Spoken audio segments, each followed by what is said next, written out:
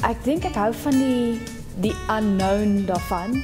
Ek hou van om nie te weet nie. So ek dink een van my slegste goed is beplanning met just everyday goeders. So ek hou nie van beplan nie. So dis van die lekkerste van reis. Ek kom op 'n nuwe plek, jy weet nie hoe die mense gaan wees, jy weet hoe die plek gaan wees, jy weet hoe die kos gaan wees nie.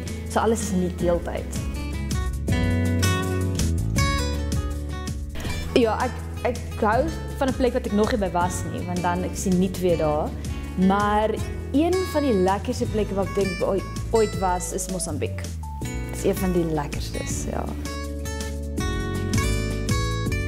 Wel, eerstens die mense, obviously. Enige plek, jy weet, is mense die grootste ding. Maar dit was net so relaxed. Ons het opgestaan en niks gedoen nie. It was amazing. Vir die hele week, ja.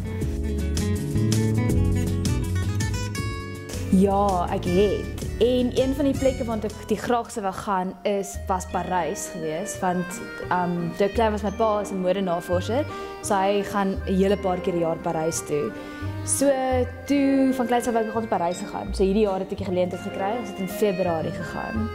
So het ek ek het 'n droom gehad, so my swart jassie, my missie en my rooi lippe, en dis presies wat ek gedoen het.